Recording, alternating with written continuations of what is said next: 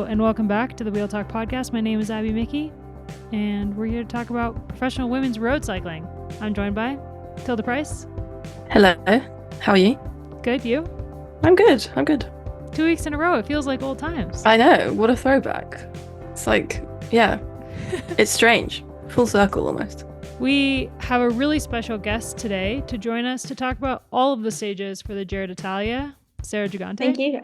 Or actually, I would love to ask you this because I've heard Gigante, and I think that's how Matt Deneve says it. And Matt Deneve is friends with you, so I feel like that sounds right. But I've also heard Gigante, so how do you say your last name? Yeah, Gigante. That sounds good. I actually say Gigante, but that's a bit of the, Aussie brogan way. I like the way you say it better. Well, thank you so much. We're so excited to have you on the podcast, like a true friend of the podcast and a bit of a numbers nerd. So for an episode like this, it's awesome to have you on. Yeah, I've done all my research for all the stages. I'm not racing, but I'm very keen to see what happens. It's going to be a good one. I was just doing my race preview that will be on Escape Collective later in the week. And yeah, I mean, what a race we have to look forward to this year. 8 stages, and we'll dive into all of them. But before we do that, you can actually play our Giro fantasy game from Escape Collective. It's completely different than normal fantasy games. You don't have an allotment of points and pick riders before the race.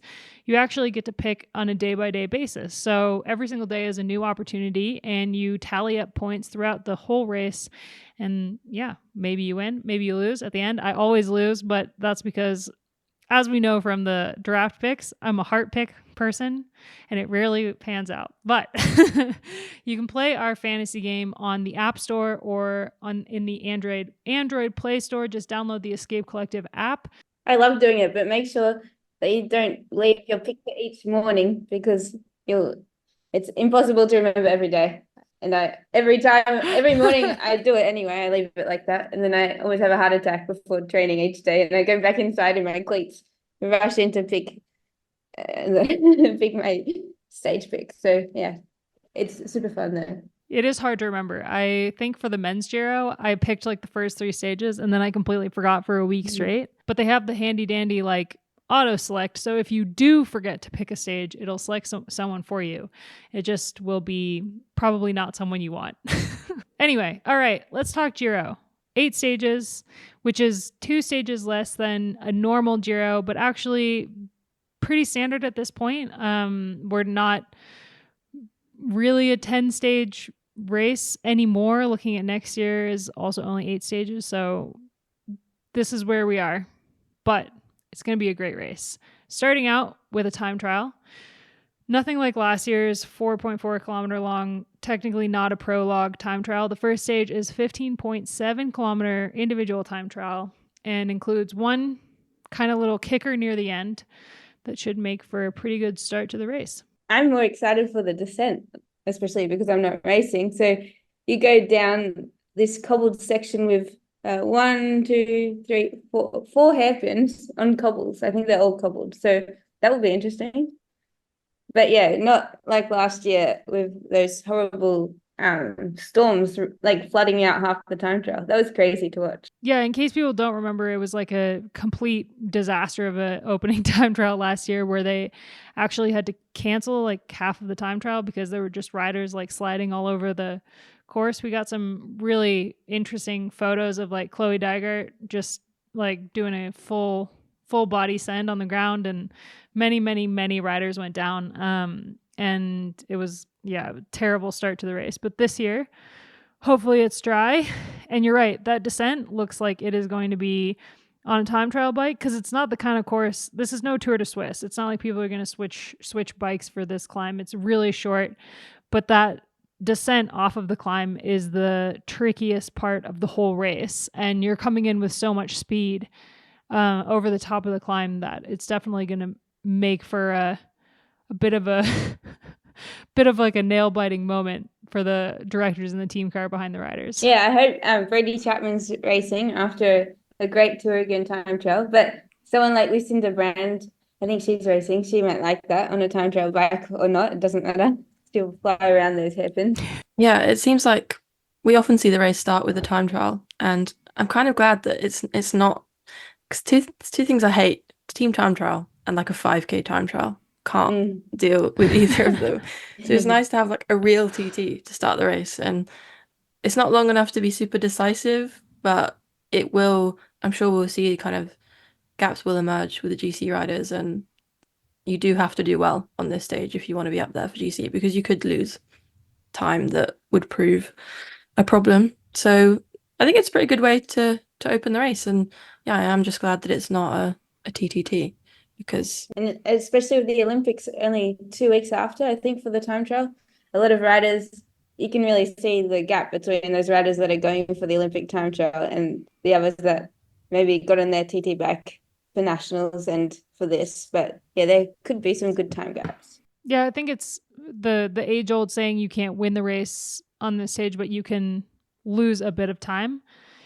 And a really interesting rider when thinking about this stage is obviously Marlon Reusser, the European champion and gold medal hopeful, who hasn't had the easiest run at the 2024 season with, illness and her crash at Tour Flanders that was just awful. And she missed the Tour de Suisse, which was a huge goal for her. But she's also said that the pink jersey at the Giro is a goal. And if she is racing, then wearing the pink jersey at the Giro is definitely not out of the question with this opening time trial to start the race. Yeah, it's kind of, we don't know if she's racing. I mean, it's even harder because of the fact we don't know the lineups, but I found it hard looking at this to think what kind of rider this suits, because at 15K it's kind of between, a 5K time trial suits anyone powerful, and then if it's 30K it's like, okay, this is a specialist, but with 15 it's kind of in the middle somewhere, and maybe it's a bit more open than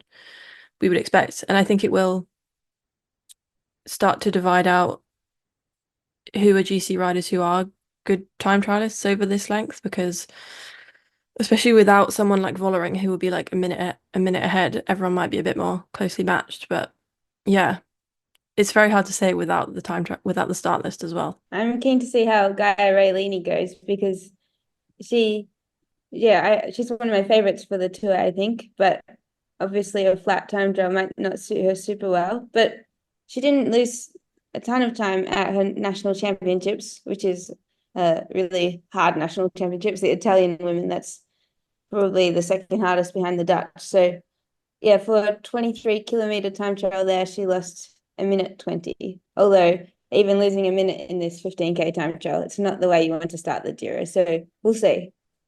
But she might know the roads better than the non-Italians. That might help.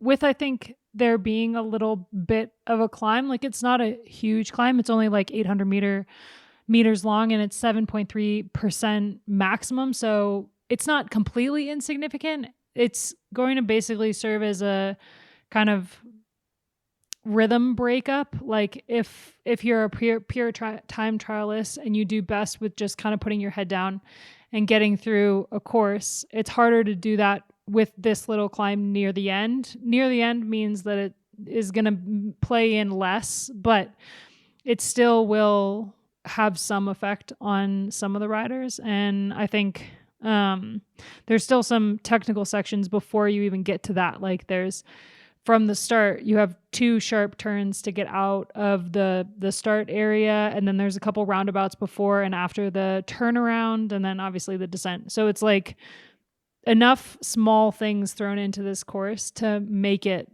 a really interesting 15.7 long kilometer. And 2 cobbled sections just for extra fun. And 2 cobbled sections, which sucks in a time trial bike. You should have seen the Turrican time trial. Well, maybe you did see it, but you should have ridden it, because in the recon, it wasn't so bad in the race because we were going full gas, and also when you go faster, it takes less time.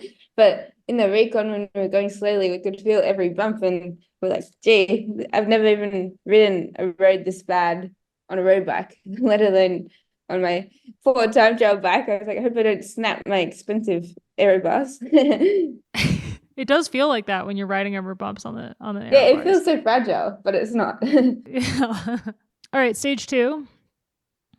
This race has like a lot of sneaky climbing in it. I found when I was doing the VeloViewer has really changed the game in terms of previewing, especially a course like the Giro. We often talk about the the Giro's road books being not even remotely close to what the race actually covers, and now we have VeloViewer in this modern era, so a lot easier to see what the course actually is. And the second stage is a relatively short stage, 110 kilometers, with a climb straight out the gate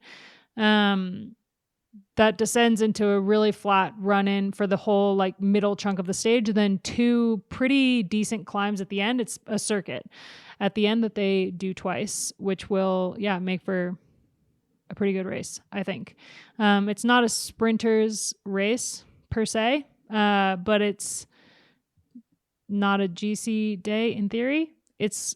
It's kind of one of those middle ground ones that I think is just going to make for some good racing. Maybe a Voss day. Yeah, not to spoil the rest of the stages, but it's probably the second easiest stage. So even though it's not a perfect sprinters day, the sprinters teams will want to control it. And the hardest climb is probably 1K at 5%.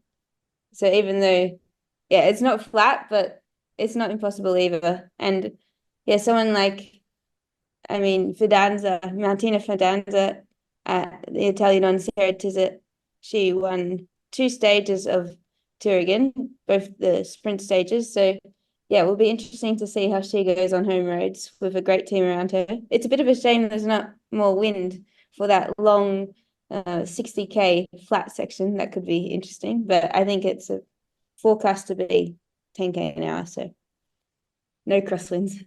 Yeah, it's not like we're not going to get a repeat of the Vuelta with this race.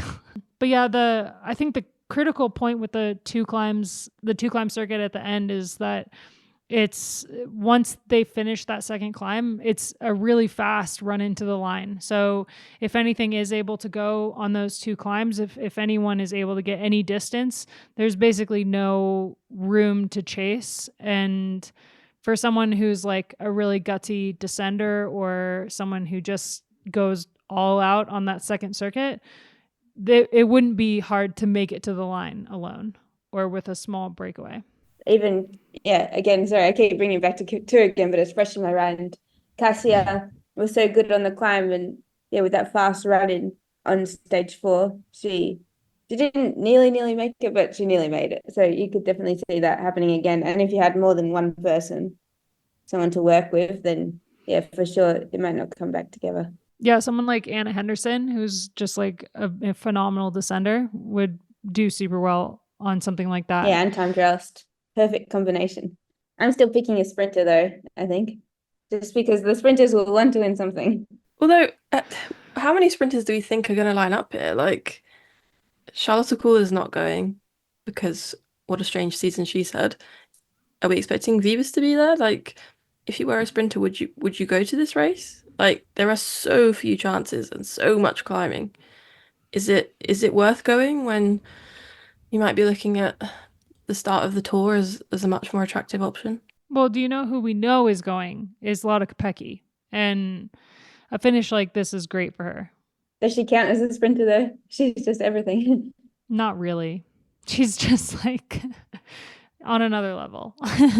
But I think of the sprinter kind of group, if we were to kind of push her a little bit towards the sprinter side for a race like this, then I think she would be a favorite for this. But we don't know if Wiebes is going yet, although I wouldn't be surprised to see her line up.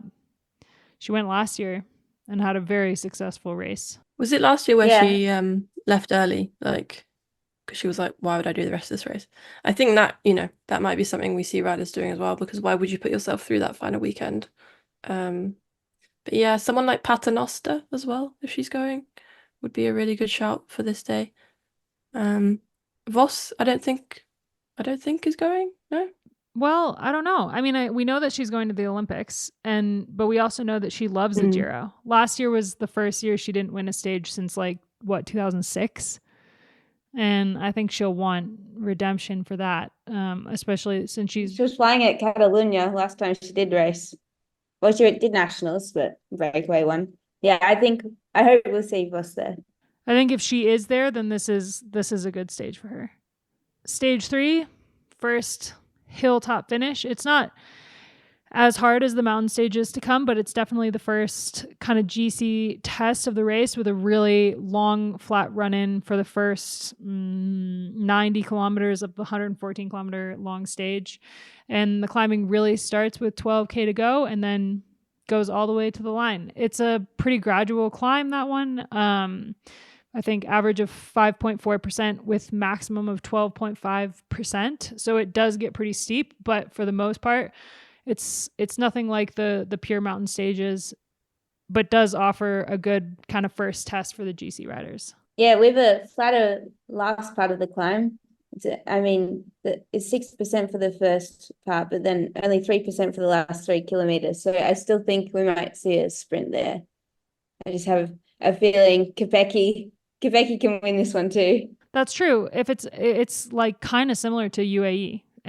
So if there is a stage that Kopecky could win that ends on a hilltop, it's definitely this one. Depends how hard the climbers want to ride it. I feel like these are sometimes with these early stages, we always think, oh, maybe the breakaway will go. And then every time in the Giro, it's like, no, even when they're not necessarily trying to bring the break back, but they will bring them back before the finish here. And everyone gets a bit excited for the first uphill finish. 7K at 6%. And then that next 3K, I don't think you can go up slowly, even if you wanted to. No, exactly. Even if you're not trying, you're going to close the gap here, aren't you? Yeah. I feel like with the Giro, especially the GC always kicks off so early. Like last year, was it stage 2 even where it was Van Vleuten and Longoborghini up the road? Like it was, yeah. It always seems early in a race like this for things to happen, but with the hilltop finish, I can see, yeah. It might, someone might not take loads of time on the overall, but you can see someone having a bad day and losing time already, and it will really kind of open things up and show us who is climbing well, who's motivated to go already. Yeah, for sure. Even though we do have that hard mountain stage coming, there's actually only 2 summit finishes, so you want to make the most of it. You never know what will happen later on. So hopefully we see another breakout ride like last year with Antonia Niedermeyer. That was so cool. Maybe Kim Cadzel. She's my pick. Hopefully she's been working on a sprint in Andorra. Yeah, that's a good pick. And actually I have a feature coming with her later this week before the race. So we're going to get to hear a whole podcast with her later this week. Oh, wonderful. Stage 4, the stages for this, some of the stages for this race, like stage 4 and I think it's stage 6 maybe, are just such fascinating stages. But this one is really flat for the whole first whole first half of the race. And then kind of near the tail end, we have 3 pretty decent climbs that none of them are long, but all of them kind of stair step. And when you add up the figures for each of them individually, they're actually quite challenging. So the tail end of this stage is really hard, especially the middle climb. There's kind of like 2 sections of it.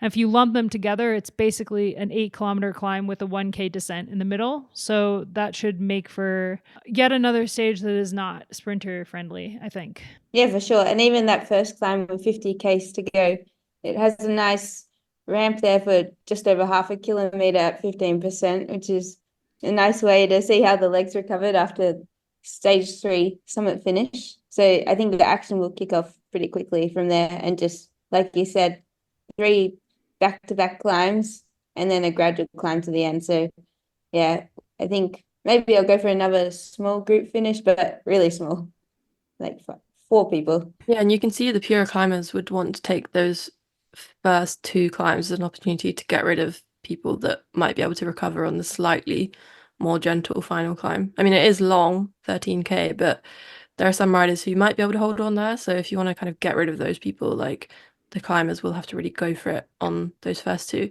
It's such a strange profile, isn't it? Like technically only 3 climbs, but it seems to be up, down, up, down, up, down. And some of the uncategorized parts are possibly going to be even the hardest out of the stage, I would say. Yeah, that first climb, like if you're looking at each segment of it, there's like multiple segments that like stair step off of each other, and when you add it all up, it's like way harder than it would be if you just kind of looked at the whole thing as one climb. So I think this stage is deceptively a lot more challenging than it looks on paper. And I'm still hoping for some echelons for the first half because it's quite close to the sea. And I just feel like if I had to race the echelons, I should at least get to watch them. So hopefully this stage has echelons. Like echelon. We need at least like Yeah, one echelon. yeah. The first 60 kilometers only has 100 meters climbing. That's like the Netherlands territory. Would definitely make the ending a lot more interesting if you kind of shelled half the peloton before you even got to those 3 climbs. And that's where like FDJ is going to have to be on the front foot. The notoriously bad at echelon team. Sorry, team. And if it is a sprint, the last 500 meters is at 7%. Like you don't really notice from the profile. Like you come in with a lot of speed after a small descent, and quite a twisty little descent, and then straight up a little wall at the end. So maybe if Voss can survive those short but hard climbs that start with 50k to go, then she'd be a good pick again. Or someone like Cecily. I know she's had a hard season this year, but it is her kind of finish. Voss is like, given how Voss climbed in Catalunya, it would be like the Voss of old if she were to win this stage. I think she's getting ready for the Olympics and in very, very good form. And she's got to kind of make her bid to be a leader on that team with Wiebes and Vollering kind of the out-and-out favorites. I think Voss kind of needs to do something at the Giro. If she is racing, she needs to do something to kind of put her foot forward for a bit of leadership, even though we know that the Dutch aren't really the type to have a leader. They're kind of just throw it all at the wall and see what sticks. Yeah, it's funny. Before everyone was racing for selection, and now everyone's racing to assert dominance before the race. Doesn't end. It never ends. It's always something. All right, the fifth stage is maybe the only sprinter, like pure sprinters stage of the race, and it still has a bit of climbing in it. A category 1 or category 3 really early on in the stage, and then a very long kind of gradual drag that goes until like the halfway point, and then it pretty much descends to the line for the final 25 kilometers. But compared to all the other stages, it's probably the easiest stage of the whole week. And short, 108 kilometers. That's a very short Yeah, stage. I think a lot of the peloton will be treating this as a recovery day almost, just try and get through before the next stage, which is the longest of all. But yeah, the sprinters that were brave enough to come will be happy to see a stage that suits them a little bit more today.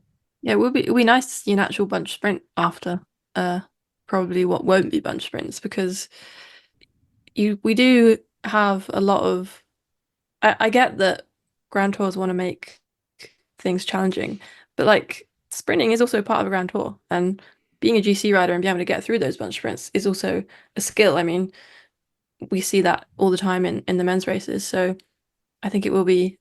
I will actually. Some people hate sprint stages, but it's part and parcel of a Grand Tour where everything's meant to be tested, and I think those riders that do go will be relishing the chance. So I'm quite looking forward to this one, but also there's so many opportunities there with the kind of hard rolling roads that if anyone does want to kind of be opportunistic and try and make something happen, which this is women's cycling, like they never just roll to the finish in the way that you expect, then there could be a little bit of action, and teams like SD Works will have to work presumably if the other teams can make them actually chip in with chasing things down and controlling things towards the finish. I feel like if any of the rumored riders to start are true, then this might be a stage that actually Little Trek is going to take very seriously. If they are bringing Elisa Balsamo is, I think, probably not going to be lining up for the Giro, given her season so far and her goals that she has later on. But Lucinda Brand was sprinting super well at Turingen, and I think if they are wanting to get something out of this race, if they're not having a great GC, like they might try to control this for Brand and And if they do have Dignan on the line, then if you have Brandon Dignan going into this finale, that's a pretty good duo. Yeah, and then that's probably a good situation for Gaia, Raylene, and Elisa. They can just sit in and relax. Although, knowing Elisa, maybe she'd try and get some bonus seconds along the way. I was looking at the sprint jersey results from last year, and it was all climbers pretty much in the top 10. Like Anna Meek won it, and Juliette Lebu fourth, Leanne Lippert fifth, Sylvia Persico sixth, Cecilia Ludwig seventh, Veronica Yu was eighth. So never say never to going for the sprint jersey either. The Giro is just such a beast of its own. All right, the sixth stage. The seventh stage is the Queen stage, but the sixth stage is going to be absolutely brutal. It's 155 kilometers, so the longest stage of the race with over 2,500 meters of elevation gain. The climbing pretty much starts from the very beginning and just never lets up. It's up and down and up and down. And even though there's only three category 3 climbs throughout this stage with one at the finish, there's not a single moment of rest between each of the climbs. So it's going to be such a hard stage and maybe a breakaway day because it's so hard and because they have the hardest stage of the race coming up on the seventh stage. But I was looking at this stage and just thinking, ouch. Yeah, there's absolutely no time to rest. It's crazy that there are only a few categorized climbs because if you look at the profile, it looks like 5, 6, 7, 8, 9, maybe 10 climbs. And yeah, the last one's pretty tough. 4K, 7%. And then again, like the other summit stage almost, it has a flatter section over the top. So a flat section of 2.5 kilometers, but it would just be a matter of who can survive that final climb or who can attack over the top. What about Cassia for this one? Is she going, do you think? I hope so. I don't think she's going to go. I think that Cassia's really got her eye on later races. So I think she's going to be up in Andorra doing an altitude block and not going to the Giro. But I mean, we've seen some really great performances out of Elise Chabi, and I think Canyon probably wouldn't be crazy to put her in a leadership role at the Giro. And the way that she attacks a race, it's a great stage for her. So even without Cassia, I think Canyon SRAM is probably one of my favorite for this stage, but I do really think it's going to be a breakaway stage. Think longest stage of the race when Lizzie Banks won in, 2020? It's such a long stage with such a hard stage coming after it that I don't think that there are any teams that are really going to want to chase. So so hard to control on terrain like this. There's no spot where you can just sit down and chase. If there's riders who aren't concerned about the final two stages and aren't concerned about the GC, then if they don't have to worry about those stages, then this is their final stage. And some people will have already lost, most people would have already lost time on that first summit finish, so they might get a bit of a leash. Yeah, exciting stage. This one is maybe the hardest one to predict. And that first climb is already 15%. Yeah. The very first climb of the stage that's 13 kilometers into the stage. 13 kilometers and then you hit a wall. Ouch. Yeah, it's one of those ones where you look up and you're like, oh, I hope we don't go that way at the roundabout. And then you go that way at the roundabout. You do. This is also one of the stages that makes me think, what coverage are we going to get? Because I want to watch this from the start. It's going to, if they come in with 50K to go, a lot of everything's going to have already happened. So, yeah, this will be one to... We have a new organizer, so we can be hopeful. Yeah, I am. Yeah, fingers crossed that, especially for days like this, we get to see a lot of the action because, yeah, you could miss a lot if you tune in too late. Or it'd be one to definitely try and follow on the old live tickers and everything because, yeah, I'm super excited for the stage and it will be a mix of people. Some people will definitely be trying to save things for the next day because that's horrible, but there will be so many riders that are oh, I know I'm going to get dropped tomorrow. I have to go for it today. So I don't think there'll be any chance of the GC riders just sitting back because of what's to come. And it's also a stage that this and stage 8, that any riders who went into the race hoping for GC who had a bad race on earlier in the week, they'll have nothing to lose. So it's not even just aggressive breakaway riders that we're going to see Juliette Labous, for example, who was it 2022 she won the Queen stage after pretty much dropping out of the GC and went on the attack and won the Queen stage. So it could be a situation like that. I'm going to go for Brodie Chapman today, stage 6. I hope she's going. I don't know if she's racing. That's a minor requirement, but if she's there, Trek would be perfect. crazy not to take her. Oh yeah, she's flying, absolutely flying. Third at Turingen and had such a strong time But she trial. was also working really hard as well in the first half of the week. I swear I always saw her working on the front. So I think she switched, like pivoted midweek to leader. And she was, amazing as a domestique as well, which is even more impressive. Yeah. And after having a pretty good Tour de Suisse as well, her form is only building. And it would be really great to see her race. And I know that they're probably going to be going for, Gaia Riolini, or if Elise Longoborghini is there as well. She definitely slots into the domestique role, but it's a race where there will be opportunities throughout the week, and she's one who can definitely take advantage of that. Stage 7, the big one. This one just hurts to look at. So 2 massive climbs, 2 category 1 climbs. First, they go over Passo Lenciano, which is a 10.7 kilometer long climb, averaging 8.5% with a maximum of 14.6. I think that's right. Yeah. And then I'm glad you looked up the names. And then they descend and go straight into Blockhaus, which is an iconic climb on the men's side. And from my research, I'm pretty sure the women have actually never done this one before, but 17.7 kilometers long, 7.8% average. And it's a long slog with not as steep as some of the climbs that we've seen like highlight the Queen stages in the past. But one after another, these 2 climbs back to back is going to make for such a hard race. And there's like multiple ways that this stage could play out. But because you have the Passo Lenciano before Blockhaus, I think we're going to see riders either on the attack on that first climb, trying to get distance before the second climb, or taking that first climb relatively conservatively with a mind of what's to come. But this is the big GC day. This is the day where the GC is pretty much going to be decided. Yeah, it reminds me of the last stage of the Vuelta, and there were 2 big climbs like this. And like you said, a breakaway did go with people that had lost time on GC and up. And yeah, we were trying to get a head start for the second climb. So I think that will happen again.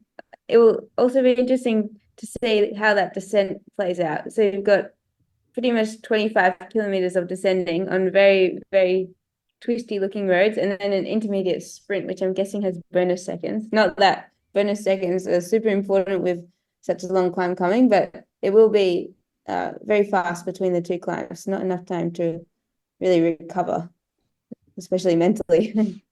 Yeah, so they're the same climb, right? Like the Blockhaus is the Passo Lanciano with 5K added on. So I think it's different directions, right? I don't think so. I thought it was different directions, and I looked at the map and it was going the same, because they start this loop. Oh, that's so they wow. They do the last 15K of the descent first. So Yeah, I they just do a checked little climb. Viewer, and it's the same climb, but you just add on a more gradual part at the end. So they're going to be super familiar with it, because they're going to do 15K of the descent, then up the climb, then down, back to the descent they've already done half of, and then back up. Is it better or worse knowing what's coming when you've just done it? Like, maybe worse, especially look at that long straight section on the climb, and you just be able to see everyone in front of you, which is normally a good thing, but when you've just got dropped from them, might not be a good thing. A bit of a head cracker. But yeah, that will make it even more interesting, I think.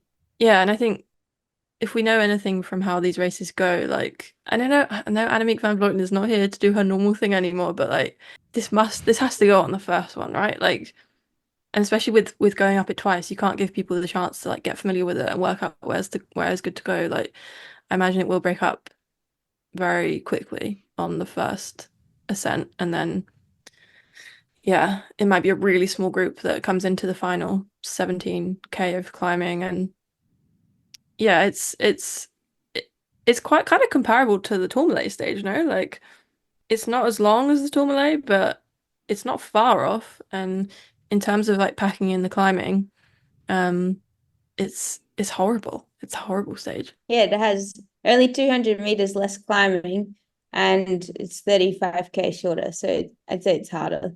Do you think Avita Music is back racing? I know she's raced a ton, but it was so good to see her flying at the welter. So this could suit her if she's on form. She's not racing the Giro Okay. that I'm aware of. Well, that's probably good. She'll come back even stronger for the tour. I think because she wasn't selected for the Olympics in Paris, the tour became even more of a goal for her. And so I think that she's really going all in for the tour. And I know that before Tour de Suisse, I think it was, she had like a big block of rest and went into Tour de Suisse to just kind of like start to rebuild. And I think it's the tour for her. But I do think, it will be, once we have a start list, it'll be a lot easier to see like who this stage would favor. How about Neve Bradbury? But like, can I go for her? My second Aussie of this podcast. Yeah, Neve was so strong at Swiss. It was so great to see her take not only her first European victory, but also first World Tour victory. And yeah, I think she'll want to go for a second one here, and it will definitely be possible. Remember the UAE tour, she was probably the best climber. I mean, Kopecky won that Queen stage, but Neve had just managed to drop her before the flat part. So yeah, I think could be awesome here, and she definitely has the team, as you said. With Bollering and like Niwadoma and Avita Music not racing, it definitely favors riders like Gaia Riolini. I think this stage is just like cut out for her. Yeah, Neve Bradbury is a great shout. Juliette Labousse, I think it'll be interesting to see how she climbs on a stage like this. And this will obviously be the most challenging stage for Reusser to tackle if she is on form and she is still eyeing that pink jersey. I think this is the stage that is going to make or break her hopes of winning the Giro. But if she isn't able to, then they'll still have Niamh Fisher-Black, who is a phenomenal climber. So maybe it's something that she could do well. And remember, she won that stage of Valencia earlier on in the year where there was a climb and a descent off the bottom of that. No climb at the end, but I do think that she would be a strong contender for something like this. So I think, and actually for the 8th stage. And don't rule out her teammate. So it's going to be. You'll probably see them both there in the front on the first lap, and then. I think I would be really surprised to see Kopecky be able to get over these climbs with like pure climbers. Yeah, me too. But I wouldn't rule it out completely. You can never rule her out at this point. I was going to say, I think this stage has the potential to kind of, there might be one rider who's been in the pink jersey for a few days and we're like, this rider might, win the whole thing. But I think someone really who may have had a more quiet lead in, like the riders who aren't quite as confident on the really difficult punchy finishes, like a Niamh Fisher-Black or a Niedermeyer, someone like this, who has maybe been a little bit more under the radar during the race. Like if they go and take time, like you could easily win the whole race here. And yeah, if you're a pure enough climber, like we obviously do look at all-rounders for the GC, and I think up until stage 7, like the pink jersey will be on the shoulders of someone more well-rounded. But I could see the time gaps being small enough that here, where it breaks up, like a pure climber just on a really good day could save their whole race and take pink with such a gap that they couldn't bring it back. Like I think that is almost even more likely than the possibility of someone like Reusser, say, holding on. Like I could see, Fisher-Black and Niamh Bradbury just going for it with, like you say, without someone like Musique or Vollering. If they went for it. And any time gaps from the time trial, maybe someone like Fisher-Black or Bradbury couldn't quite close the gap on that first summit finish because it was a lot shorter, and also bonus seconds across the week. But yeah, mountains like these two, I guess it's kind of the same one. But yeah, this kind of climbing, there's no room for hiding, and I think everyone will come across the line in 1s and 2s max. What do we think about Mavi Garcia and Urska Zigart for Liv Lula Jacob? Well, Mavi's actually been getting better and better across the season, I think. We saw her clean up at Andalusia, which I think the field was a little bit easier there. But even before then, at Itzulia, she was looking good. She had really improved from earlier, and at the Vuelta, I think she had a podium and fourth overall at Itzulia, I think, off the top of my head. And then I watched the Spanish National Championships, and she looked really strong at the end. I'm excited for Urska Zigert, I think. She was climbing so well at Swiss and was so good at the Nationals. And I think she's a rider who's like quietly kind of come into her own. Yeah, Urska, I guess the only question mark with Urska is the descending. Like her confidence in the bunch definitely is improving, but in a huge race like this will be a big test for her. And it's just such a shame because I mean, if you put her on like a time trial from the bottom of this climb to the top, you'd be like, wow, she's one of the best climbers in the world. But just the rest of it seems to be a bit of an undoing for her. So she seemed to be doing so much better. Actually, at Swiss had that big descent before the final climb, and then the next day was just a time trial up the climb. And I just checked, and she got 9th on that first stage, which had that long descent, and 14th on the time trial. So maybe Actually, there's the other way enough around time before the top of the second climb that any small gaps, hopefully they're small, any small gaps from the descent, she'll be able to make up. But I think you're right that the people that love descending and are good at it will try and make the most of it. So it will be hard. Elisa Longoborghini loves descending. Yeah, she should have. Imagine if she won the Giro. Remember, it was only like 4 years ago when she won her first Giro stage. Wow, that's crazy. I just went to Street View for the descent. Now I'm really getting into VeloViewer, and it's quite narrow as well as twisty. It's not like a highway kind of descent. So yeah, Elisa will love this. And if we add some rain, now my imagination's just going wild, but I can imagine this being a super good stage to watch. I think Elisa could win the Giro, like, to put it out there. We were really robbed of seeing how well she could do last year. And I know, it is crazy to think that, and like when she won the women's tour GC, we were like, wow, she's winning a GC again. But I think, especially with the field that there is here, like the consistency across all the different stages will be so key. And the descending and being attacking and punching and always being in the front, like she has all of those things. And this is the one big test, is this stage. But yeah, we haven't seen all that much of her. Like, I don't know where her climbing legs are. Like, if she's gone all in for this, then I think there's a very real possibility. It's just how it comes down to her and Raylini, I guess. She was flying at nationals. She dropped everyone, just looked like she was nose breathing, and then time trialed to the end. So yeah, it would be good to see her racing in the Italian jersey, and I think she could definitely win the tour. Maybe she spoke to the organizers. Maybe there's some friends, because I think the course is great for her. When was the last time an Italian won the Giro? It's been It's probably many years. Luperini or someone, hey? Like, it's probably a long time ago. It was Luperini in 2008. Yeah. And ever since then, it's been pretty much American Dutch. Claudia Lichtenberg won it in 2009. And then ever since then, it's just been American and Dutch. Wow. Well, I guess, yeah, Megan Garnier. I was going to say Mara Abbott and Dutch, but Megan did win it in 2016. I don't know. I think Elisa Longoborghini looks great for this race. I just got really excited about it. That would be so cool. That would be so cool. Okay, final stage, stage 8. This stage is totally going to depend on how wrapped up the general classification is after the 7th stage. If it's done and there's basically no budging in the GC, I think this is going to be reminiscent of the stage that Avita Music won in, was that still 2020? What a great race we had that year with no live coverage. And yeah, a great day for a breakaway. There's 2 categorized climbs on the stage that are kind of mid stage, a lot of climbing in the first half, and then it kind of stair step descents all the way to the finish with a kicker to the line.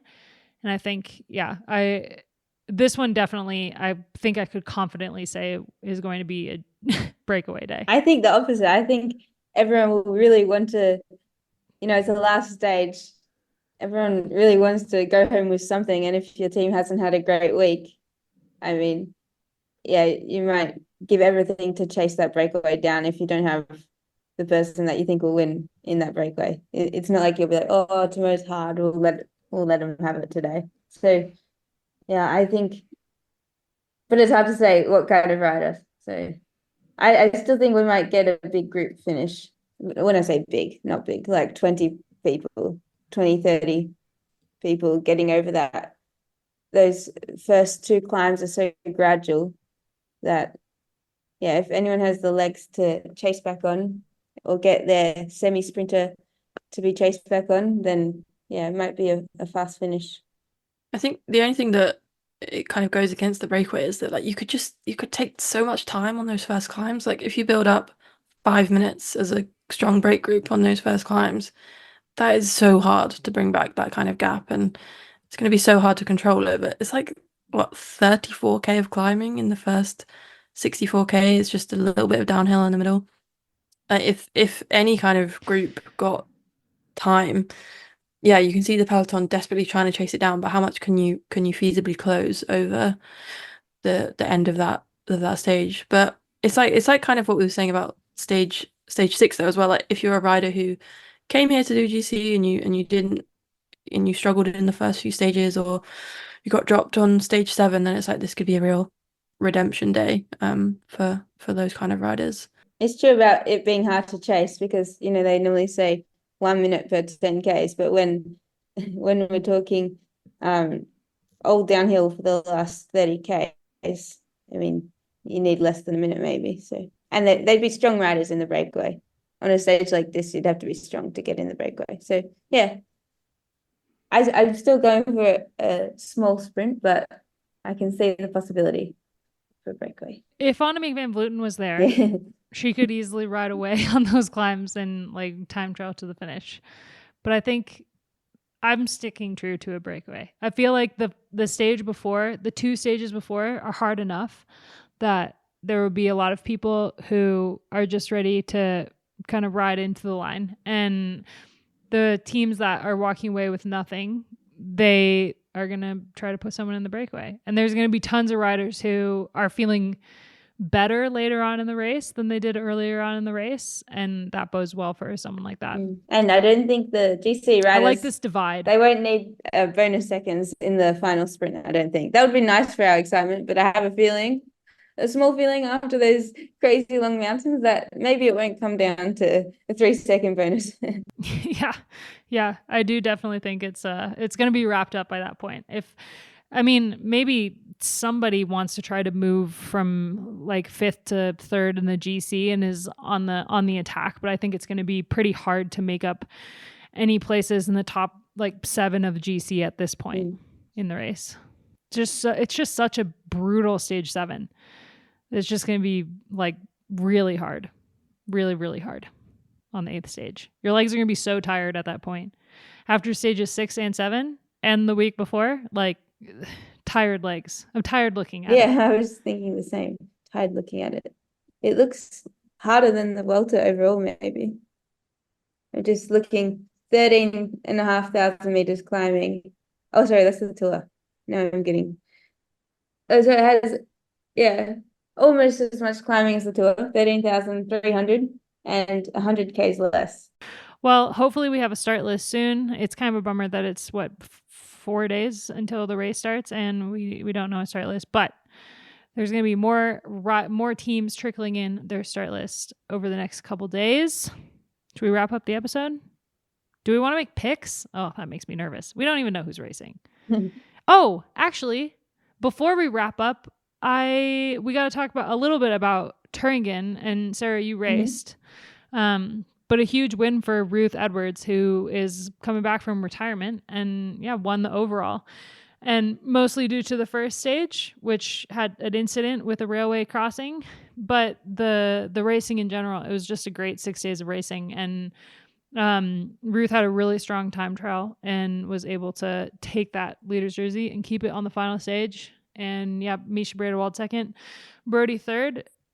It was an awesome race. Every single day was really interesting, and even the 2 stages that ended in a sprint, everything leading into the sprint was really good. So if anyone didn't watch it, there are highlights on on YouTube, and the replays are all on Eurosport or Discovery Plus. Yeah, it was great to see Ruth take a win. I think her team said first win in 1,000 days, roughly. So that's pretty awesome. And even though, yeah, some of it was, well, a lot of it was due to that first stage, and it was a bit messy with the train. I think the breakaway definitely would have won anyway that day by a lot too. So they already got time ripped off. Like normally when there's a train crossing coming down in a race, then that's just, it's a race incident and the time gaps are meant to stay as they are. But another team complained and they got 3 minutes taken off the breakaway time. So rather than winning by 5.5 minutes,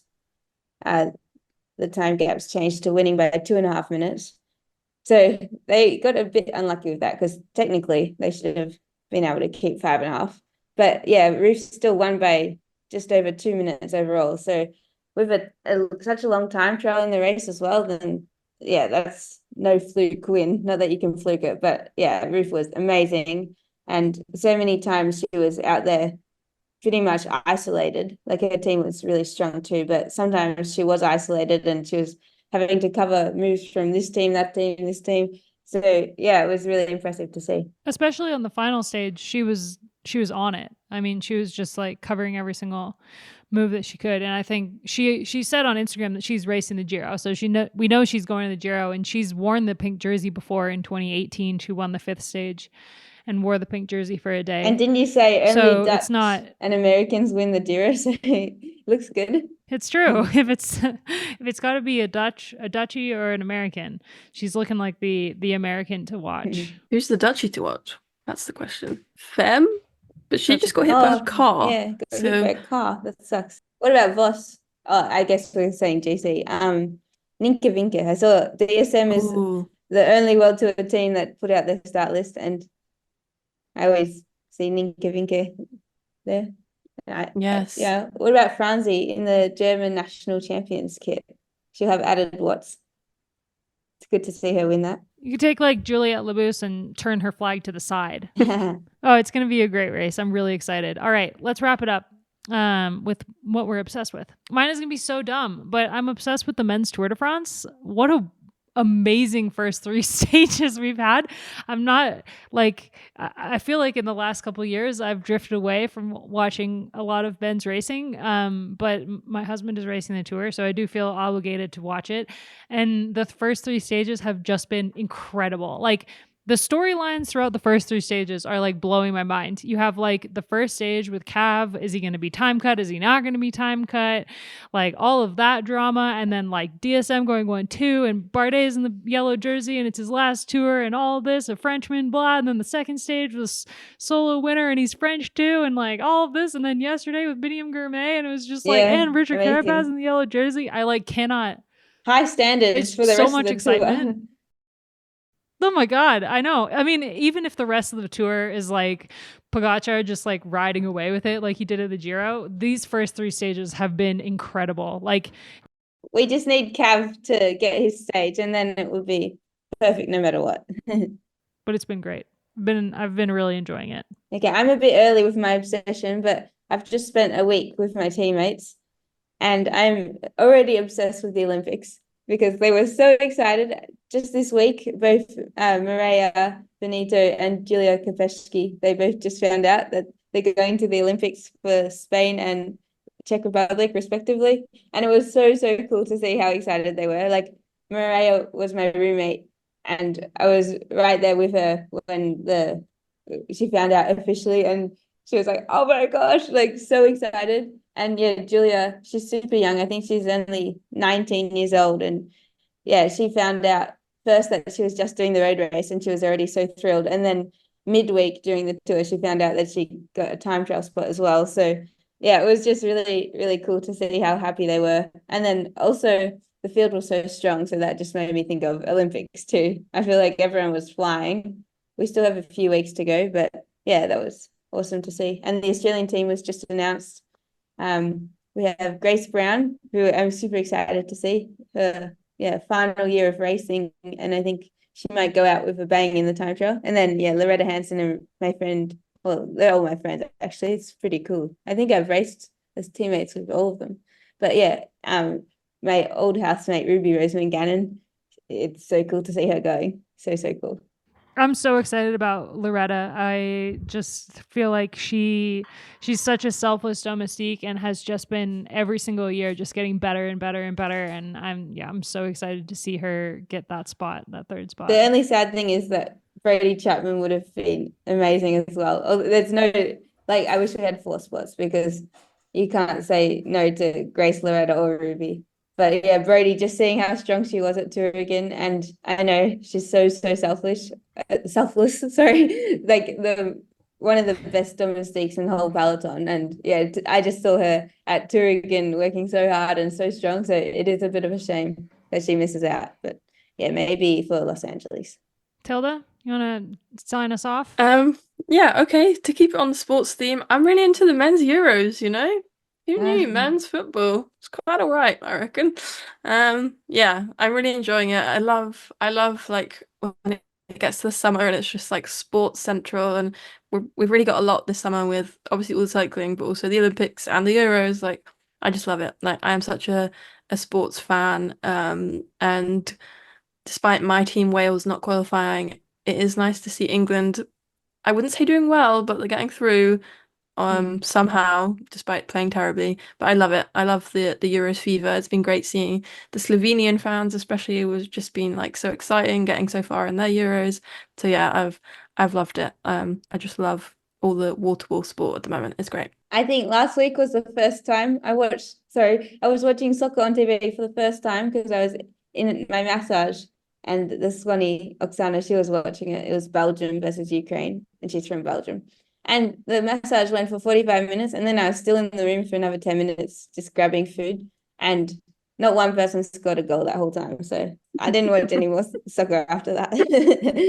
I can't remember which Giro it was, and if it was like the Euros or the World Cup like a couple years ago, where Lizzie and Eliza made some like really great content when it was England versus Italy. Oh yeah. That was good. Well, a lot to look forward to and a lot going on. Thanks you guys so much for chatting Giro stage with me. We'll be back with daily episodes of the Giro coming up on the Wheel Talk podcast. Yeah, thanks so much. It's great we have a Bellevue compared to when even the riders didn't know the stages. It really makes a big difference.